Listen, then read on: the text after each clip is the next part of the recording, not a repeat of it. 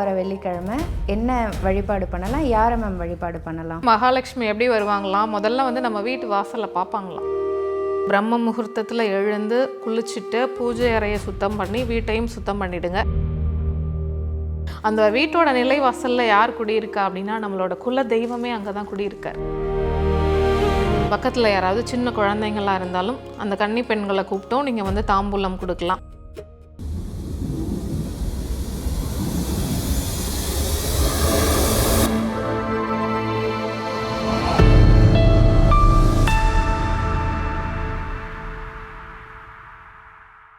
அனைவருக்கும் வணக்கம். நான் உங்கள் ஏஎல்பி ஜோதிடர் பவித்ரா. இன்றைக்கி நம்ம யார் கூட இருக்கோம் அப்படின்னா அருளரசி பொது உடைமூர்த்தி மேம் கூட தான் இருக்கோம்.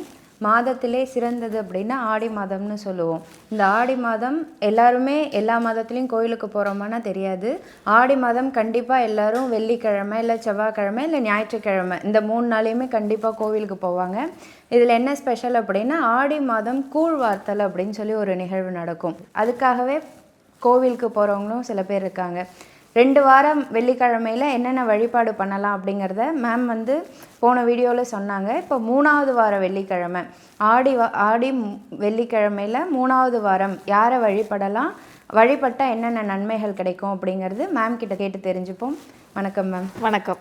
ஆடி வாரம் 2 வெள்ளிக்கிழமை பற்றி சிறப்பாக சொல்லிட்டீங்க மேம். இப்போ 3வது வார வெள்ளிக்கிழமை என்ன வழிபாடு பண்ணலாம், யாரை மேம் வழிபாடு பண்ணலாம்? இந்த 3வது வாரம் போகிறதுக்கு முன்னாடி நீங்கள் சொன்ன மாதிரியே மற்ற எந்த நாட்கள் கோவிலுக்கு போனாலும் போகலைனாலும் இந்த பொதுவாக வெள்ளிக்கிழமை பயன்படுத்துவோம். அதுவும் இந்த ஆடி வெள்ளிக்கிழமையை ரொம்ப ரொம்ப உகந்த நாளாக நம்ம பயன்படுத்திக்குவோம். ஏன் அப்படின்னா இந்த வெள்ளிக்கிழமை அப்படிங்கிறது நம்மளுக்கு தெரியும் முழுக்க முழுக்க மகாலட்சுமிக்கு உரிய நாள். அவ்வளோ நாள் வரலனாலும் அன்றைக்கி ஒரு நாள் நம்ம வழிபாடு பண்ணுறோம் அப்படின்னா மகாலட்சுமி நம்ம வீடு தேடி வருவாங்க. அதுலேயே மகாலட்சுமி எப்படி வருவாங்களாம், முதல்ல வந்து நம்ம வீட்டு வாசலில் பார்ப்பாங்களாம். வீடு வாசல் எந்த அளவுக்கு சுத்தமாக வச்சுருக்கோம், வாசலை எந்த அளவுக்கு தூய்மைப்படுத்தி அதில் கோலம் போட்டு வச்சுருக்கோம். இப்போ அப்பார்ட்மெண்ட்டில் இருந்தால் கோலம் போட முடியாது அப்படின்னு அடுத்து சொல்லலாம். எந்த அளவுக்கு நம்ம அந்த வாசல் பகுதியை சுத்தமாக வச்சுருக்கோமோ அதை பொறுத்து வந்து மகாலட்சுமி தானாகவே வந்து அந்த வீட்டுக்குள்ளே வந்து குடியிருப்பாங்களாம். அப்படிப்பட்ட வெள்ளிக்கிழமையில் இந்த ஆடி மாதம் 3வது வெள்ளிக்கிழமை இன்னும் ஒரு கூடுதல் சிறப்பாக தான் நம்மளுக்கு இருக்குது. இந்த 3வது வெள்ளிக்கிழமையை பொறுத்த வரைக்கும் நம்ம குறிப்பாக அம்மன் வடிவத்தில் எல்லாரையும் வணங்கலாம்னு சொல்லிட்டோம். குறிப்பாக யாரை வணங்கலாம் அப்படின்னா இந்த காமாட்சி அம்மன், துர்க்கை அம்மன், அது மட்டும் இல்லாமல் மாரியம்மன், பிடாரி அம்மன்.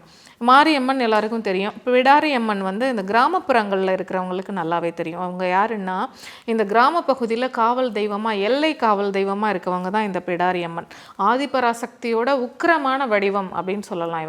இவங்க பேர்லேயே இருக்குது பிடாரி அம்மன். அது என்ன அப்படின்னா ஒரு மனுஷனுக்கு வரக்கூடிய துன்பங்களை பிடுங்கி வீசிடுவாங்களாம். அந்த வேரோட பிடுங்கி வீசுறதுனால தான் இவங்களுக்கு பேர் பிடாரி அம்மன். அப்படிப்பட்ட சக்தி வாய்ந்தவங்க. அப்படி உங்களுக்கு கிராமப்புறங்களில் இந்த பிடாரி அம்மன் கோவில் இருக்குது, இல்லை எல்லை காவல் தெய்வமாக ஒரு அம்மனை வச்சு வழிபடுறீங்க அப்படின்னா இந்த 3வது வாரத்தை கட்டாயமாக இவங்களையெல்லாம் வணங்குறதுக்கான வாரமாக பயன்படுத்திக்கலாம். 2வது வீடியோவில் என்ன சொன்னீங்கன்னா இந்த அரிசி கூம்பு மாதிரி வச்சு அந்த வழிபாடு சொன்னீங்க. ஆமாம். இப்போ 3வது வாரம் என்ன மேம் வழிபாடு பண்ணலாம்? 3வது வாரம் என்ன வழிபாடு பண்ணணும் அப்படின்னா நம்ம சொல்லிட்டோம் மகாலட்சுமியை நம்ம வீட்டுக்குள்ளே வரவழைக்கணும். இப்போ நம்ம முதல்ல என்ன பண்ணணும்னா இந்த 3வது வாரம் வெள்ளிக்கிழமை நீங்கள் எப்பவும் போல் இந்த பிரம்ம முகூர்த்தத்தில் எழுந்து குளிச்சுட்டு பூஜை அறையை சுத்தம் பண்ணி வீட்டையும் சுத்தம் பண்ணிவிடுங்க. இல்லை முதல் நாளே பண்ணிட்டீங்கனாலும் ரொம்ப சந்தோஷம். இல்லை நாங்கள் காலையில் தான் பண்ணுறோம் அந்த நேரத்துக்குனாலும் பண்ணிக்கோங்க. பூஜை அறையெல்லாம் சுத்தம் பண்ணிவிட்டு முதல்ல நீங்கள் என்ன பண்ணணும்னா உங்களோட வீட்டின் வாசல் பகுதிக்கு போகணும். அதாவது நிலைவாசல் அப்படின்னு சொல்லுவோம். ஒரு வீட்டை பொறுத்த வரைக்கும் நிலைவாசல் அப்படிங்கிறது தான் ரொம்ப ரொம்ப முக்கியமானது. இல்லை அதற்கு முதன்மை வாசல் அப்படின்னும் நம்ம பேர் கொடுத்து வச்சுருக்கோம். அந்த வாசல் தான் ரொம்ப ரொம்ப முக்கியமான பகுதி. அந்த நிலைவாசலுக்கு போயிட்டு நீங்கள் என்ன பண்ணணும் அப்படின்னா சுத்தமான தண்ணீர் எடுத்துக்கணும். முதல்ல ஒரு பாத்திரத்தில் அந்த தண்ணீரோட பன்னீர் கலந்துக்கலாம். பன்னீர் இல்லை அப்படின்னா நீங்கள் மல்லிகைப்பூவை அதில் கலந்து வச்சுக்கலாம் அந்த தண்ணியில். இது மட்டும் இல்லாமல் பச்சை கற்பூரம், இந்த ஜவ்வாது, இந்த மாதிரி ஏதாவது வாசனை பொருட்களை அதில் கலந்துக்கணும். கலந்துக்கிட்டு இப்போ வீட்டோட வெளிப்பகுதிக்கு நீங்கள் போயிட்டு அந்த நிலைவாசலை அந்த தண்ணியை வச்சு சுத்தமாக கழுவி தொடச்சி எடுக்கணும். எடுத்துட்டு அந்த வெளிப்பகுதியிலேயே மஞ்சள், குங்குமம், சந்தனம் எல்லாம் வைக்கணும் அந்த வாசலுக்கு. திரும்ப அப்படியே நீங்கள் வீட்டோட உள்பகுதிக்கு வந்து உள்பக்கமாகவும் வாசலை தொடச்சிட்டு உள்பக்கமும் அதே மாதிரி மஞ்சள், சந்தனம், குங்குமம்லாம் வைக்கணும். வச்சு முடிச்சுட்டு அடுத்ததாக என்ன பண்ணணும்னா இந்த வீட்டோட உள்பகுதியிலையும் சரி வெளிப்பகுதியிலையும் சரி கோலம் போடணும். அதுவும் வெளிப்பகுதியில் தாமரை கோலம் போட்டிங்கன்னா ரொம்ப நல்லது.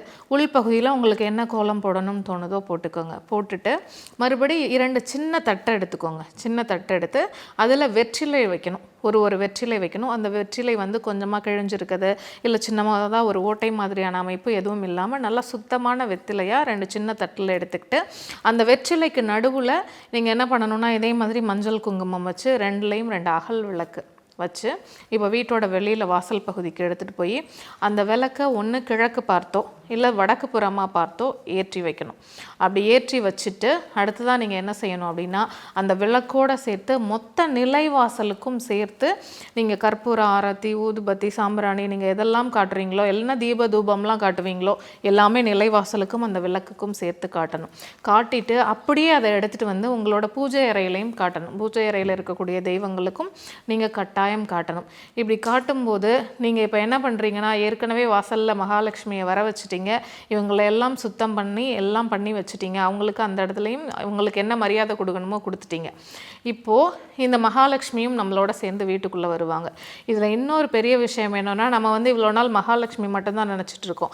அந்த வீட்டோட நிலைவாசலில் யார் குடியிருக்கா அப்படின்னா நம்மளோட குல தெய்வமே அங்கே தான் குடியிருக்கார். அது மட்டும் இல்லாமல் நம்ம சொல்கிற இந்த லக்ஷ்மி நரசிம்மரும் அங்கே தான் இருக்கார்.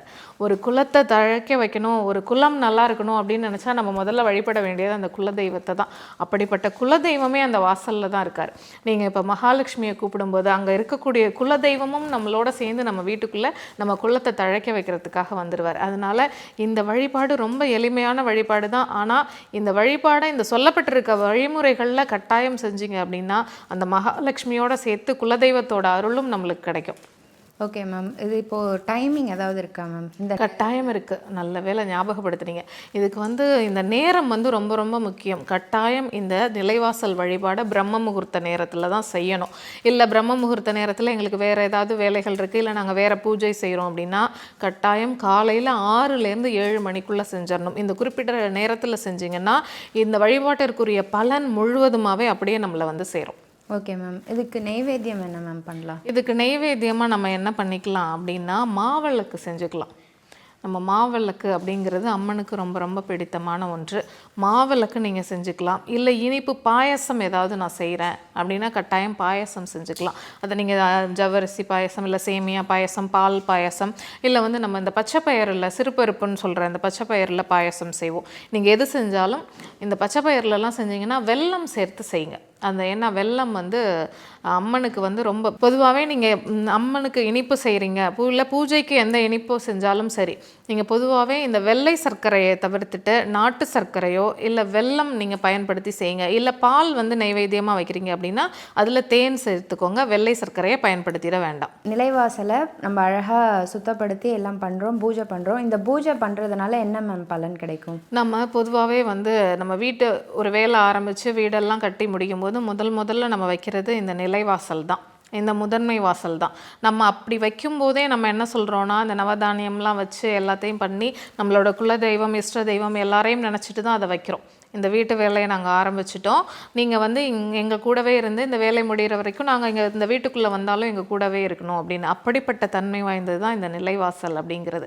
அப்படி நம்ம குலதெய்வமும் மகாலட்சுமியும் குடியிருக்கிற அந்த இடத்த இந்த மாதிரி நம்மளால் முடிஞ்ச எளிய முறையில் நம்ம வழிபாடு பண்ணுறோம் அப்படின்னா அந்த வழிபாட்டிற்குரிய முழு பலனையும் அவங்க நம்மளுக்கு கொடுப்பாங்களா அப்படின்னா அப்படியே கொடுப்பாங்க.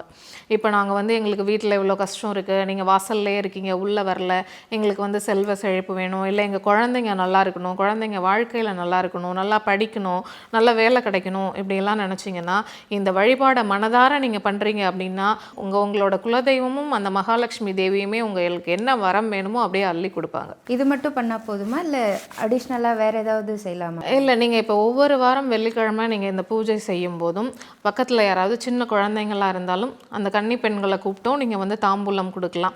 இல்லை சுமங்கலி பெண்கள் இருக்காங்க, ஒருத்தர் வந்தாலும் பரவாயில்ல, இல்லை வீட்டில் பெரியவங்க இருந்தாலும் கொடுத்து ஆசீர்வாதம் வாங்கிக்கோங்க. இல்லை பக்கத்து வீடுகளில் நான் ஒரு 5 பேரை 7 பேரை கூப்பிட்டு கொடுக்குறேன் அப்படின்னா தாராளமாக அவங்கள கூப்பிட்டு பிரசாதத்தையும் இந்த ப்ளவுஸ் பீட்டு, வெத்தலைப்பாக்கு, பூ, மஞ்சள், இந்த சுமங்கலி பெண்களுக்கான தாம்பூலத்தையும் கொடுக்குறீங்க அப்படின்னா அது இன்னும் கூடுதலாக இந்த பெண்களோட மாங்கல்ய பலத்துக்கு வலு சேர்க்கும். 2 வாரத்ததும் முடிச்சுட்டு இப்போ 3வது வாரத்துக்கு ரொம்ப சிறப்பாக சொல்லியிருக்காங்க மேம். மகாலட்சுமி நம்ம வீட்டில் இருக்கணும், மகாலட்சுமி மட்டும் இல்லாமல் குலதெய்வமும் வீட்டுக்குள்ளே வரணும் அப்படிங்கிறதுக்காக அந்த நிலைவாசல் பூஜையை பற்றி மேம் அழகாக சொல்லியிருந்தாங்க. 3வது வாரம் கண்டிப்பாக நீங்களும் இந்த பூஜையை செஞ்சுட்டு ஃபீல் பண்ணுறீங்க அப்படிங்கிறத கமெண்ட்டில் சொல்லுங்கள். இன்னும் அடுத்தடுத்த வீடியோவில் அடுத்தடுத்து என்னென்ன பூஜைகள் சொல்கிறாங்க அப்படிங்கிறத நம்ம கேட்டு தெரிஞ்சுக்கலாம். Thank you ma'am. நன்றி, வணக்கம்.